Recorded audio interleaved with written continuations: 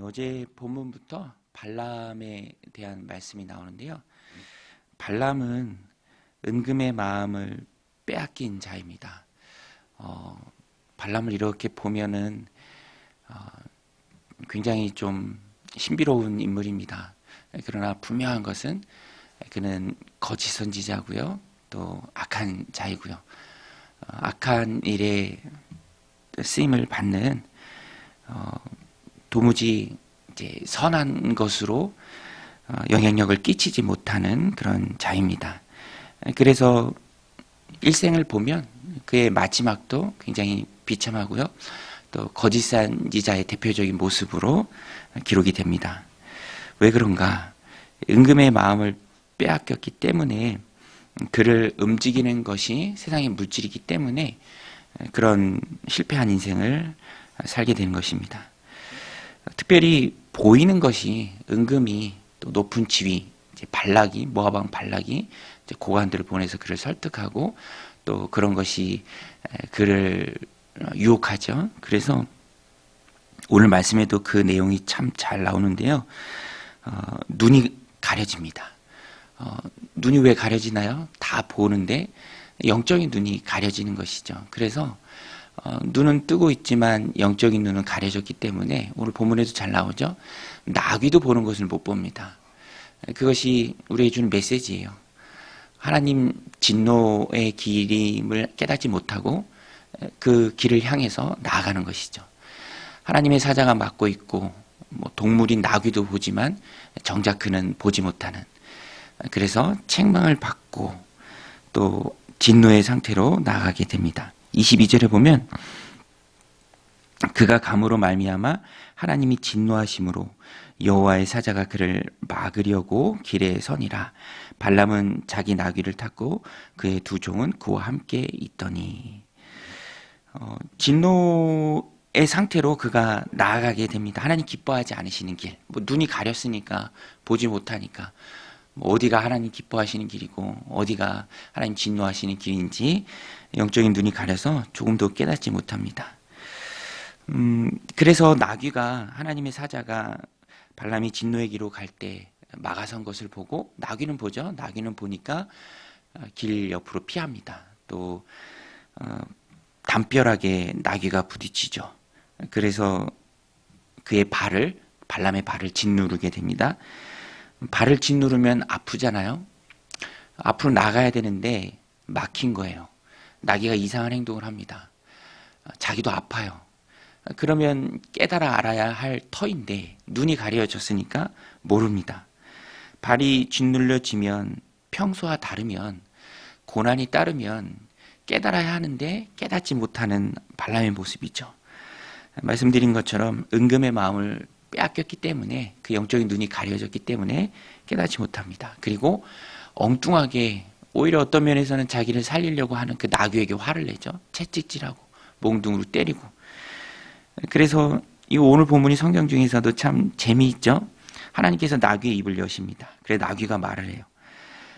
28절에 여호와께서 나귀의 입을 여시니 발람에게 이르되 내가 당신에게 무엇을 하였기에 나를 이같이 3번 때리느냐. 발람이 나귀에게 말하되 내가 나를 거역하기 때문이니 내 손에 칼이 있었다면 곧 너를 죽였으리라. 나귀가 발람에게 이르되 나는 당신이 오늘까지 당신의 일생 동안 탄 나귀가 아니냐. 내가 언제 당신에게 이같이 하는 버릇이 있었더냐. 그가 말하되 없었느니라. 본문이 우리에게 주는 메시지입니다. 나귀도 보고 깨닫는 것. 일생 동안 전혀 안 그러다가 오늘 한번 그랬으면 그 특별함을 보고 이 길이 아닌가 보다, 하나님 진노의 길인가 보다, 내가 은금의 마음을 빼앗겼구나 깨달아야 하는데 그러지 못했다라는 것입니다. 그래서 오늘 말씀을 우리들 삶 가운데 적용하면, 첫 번째는 우리는 하나님 앞에 기도해야 합니다. 하나님 깨닫는 은혜를 주옵소서. 볼 수 있고 무엇이 하나님 기뻐하시는 길인지, 하나님 나를 막고 계시다면 그 이유를 알게 하시고 깨닫게 하시고 또 돌이키게 하시고. 그래서 믿음과 신앙의 좌소는 우리의 마음입니다. 생각이죠. 생각이 결과를 낳고요, 감동을 받아야 마음이 바뀌고, 마음이 바뀌어야 거기서 바뀐 행동이 나오는 것이죠. 그래서 하나님, 내가 잘못된 길을 걷고 있다면, 여러 번 하나님 막으신데도 그것을 내가 깨닫지 못한다면 하나님 큰 은혜 부어주셔서 깨닫게 하옵소서라고 구해야 합니다. 31절에 보면 하나님께서 발람의 눈을 밝히세요. 그때 여호와께서 발람의 눈을 밝히심에 여호와의 사자가 손에 칼을 빼들고 길에 선 것을 그가 보고 머리를 숙이고 엎드리니. 길이 아니면 가지 말라. 길이 아니면 가지 말라. 세상에서도 흔히 하는 말이고요. 맞는 말입니다. 신앙에서도 마찬가지. 하나님 인정하지 않는 길이라면, 여호와의 사자가 칼을 빼들고 막고 있는 길이라면 가지 말아야죠. 그것을 아는 것이 바로 은혜입니다. 하나님이 우리의 눈을 밝혀주셔서 보게 되고 또 바뀌어져야 합니다. 저는 이 말씀 보면서 신약에 보면 바울이 그랬죠. 바울이 자기는 하나님 열심히 섬기는 줄 알았어요. 열심히 특심한 줄 알았죠. 그러나 그게 아니었죠. 다메섹으로 예수 믿는 자를 잡으러 갈 때, 주님 만날 때 주님이 빛 가운데 말씀하시죠. 사울아, 사울아, 내가 왜 나를 핍박하느냐. 사실은 핍박하는 거였습니다. 그리고 정말 역동적으로 주님 만나고 눈이 멀었죠.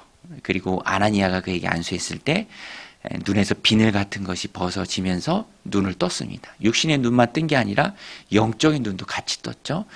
그래서 일생 주님 기뻐하신 일에, 바른 일에 자기를 헌신합니다. 그런 고백도 하잖아요. 내가 예수 그리스도를 아는 지식이 가장 고상하다. 다른 건 다 배설물이다. 비교하자면 배설물이다. 예수 그리스도를 아는 지식이 가장 고상하다. 또 인생을 헌신합니다. 사도행전 20장 24절에 보면 나의 달려갈 길과 주 예수께 받은 사명, 곧 하나님의 은혜의 복음 전한 일을 마치려 하면은 나의 생명도 조금 더 귀한 것으로 여기지 않는다. 그러니까 더없이 기쁜 인생을 사는 것이죠. 영생을 발견하고 인생을 하나님 앞에 온전히 헌신했을 때 주어지는 하나님의 큰 보상, 기쁨, 그 즐거움, 보람, 온전히 깨닫게 된다라는 것입니다. 그것이 눈이 밝아졌을 때죠. 눈이 밝아졌을 때. 그래서 오늘도 우리가 하나님 앞에 기도해야 합니다. 하나님, 영적인 눈을 늘 띄워주셔서 하나님 보는 것을 보게 하시고 하나님 기뻐하시는 그 믿음의 길을 걸어가게 하시고, 혹 하나님이 칼 들고 여호와의 사자가 칼 들고 막는 그 길이라면 가지 않는 그 은혜를 우리에게 허락하여 주옵소서.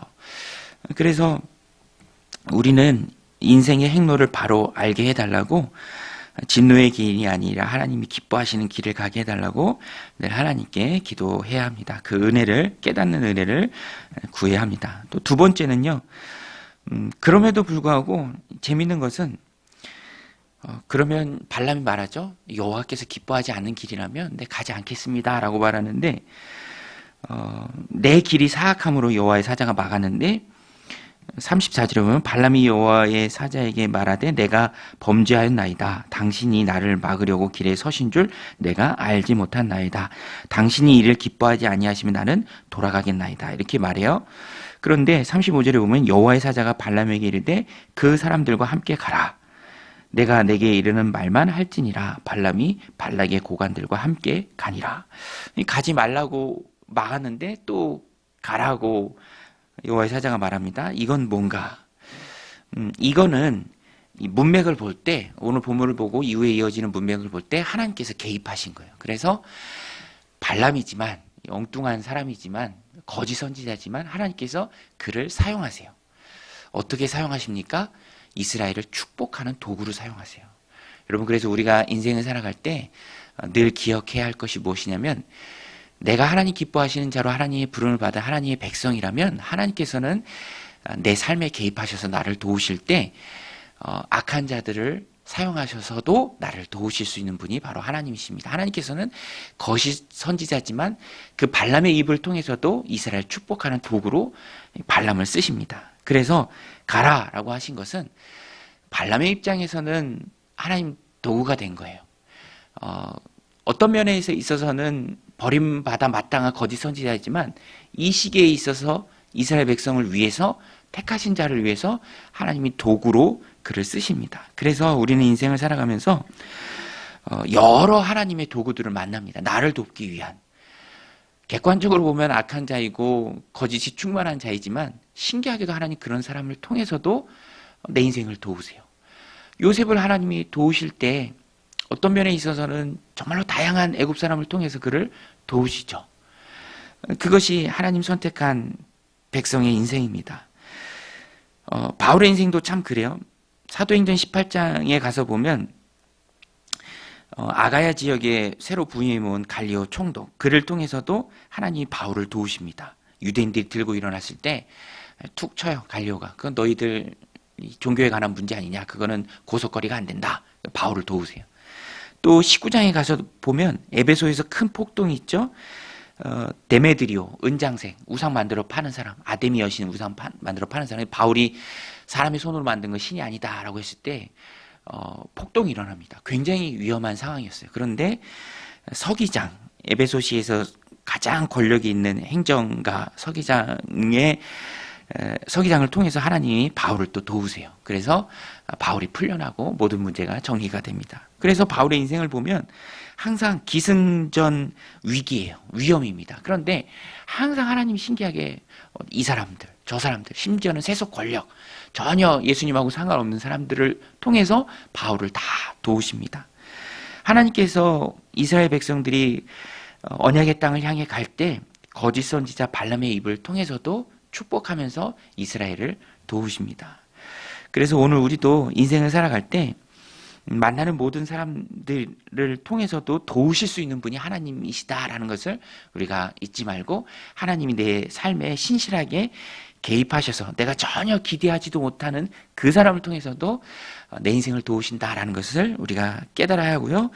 그래서 하나님의 도우심, 또 하나님의 개입하심, 하나님의 이끄심, 그것을 우리가 늘 민감하게 믿음의 눈으로 볼 수 있어야 합니다. 그때 하나님의 도우심을 우리가 체험하는 것이죠. 그래서 기대를 잃지 말아야 돼요. 아주 악한 사람이라 할지라도 하나님은 그 사람을 통해서도 나를 도우실 수 있습니다.